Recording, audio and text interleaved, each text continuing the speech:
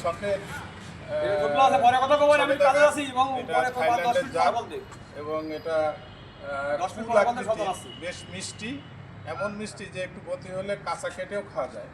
এত সুন্দর সবেদা। এই গাছে দুইবার ধরন আছে সারা বছরে, একটা এখনো ফল আছে আর একটা ফল আসছে। তো আমরা একটু ফলটা দেখি যে সবেদা গাছের যে ফল, আমরা এখনো ওই যে এখানে এই যে ফল আসছে, হ্যাঁ, আবার হচ্ছে আবার এতে ফুলও আছে। এখন এই ফুলটা প্রায় কার্তিক অঘ্রাণ মাসের দিকে আবার বড় বড় ফল চলে আসবে। আর এখন যে ফল আছে পরে যখন মৌসুমি ফল যখন হবে তখন বেশি হবে। আর এই পাশে আরেকটা আছে দেশি কাগজি লেবু, একদম খুবই সুঘ্রাণ এবং আগের সেই কাগজি লেবু।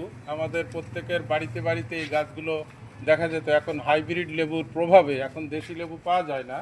তো যাই হোক, গাছ দুটো আমি গ্রামে কোথাও হচ্ছে যাতে লাগানো যায় সেই জন্য আমি আজকে পাঠিয়ে দিচ্ছি। গাছগুলো আমার ছাদে ছিল দীর্ঘদিন, তারপর অফিস আঙিনায় রেখেছিলাম, কিন্তু গাছগুলো ঠিকমতো যত্ন নেওয়া হচ্ছে না, এই জন্য আমি এই গাছ দুটো আমি পাঠিয়ে দিচ্ছি। তো ধন্যবাদ। সারের গাছ, এটা সারের ছাদে ছিল গাছ, সার অনেক যত্ন করতো স্যার। তারপর আমাদের অফিসে ছিল, আমরা অনেক দেখাশোনা করেছি এই গাছের প্রতি, আসলে অনেক মায়া আমার, বিশেষ করে আমি অনেক ভিডিও করেছি এই গাছে।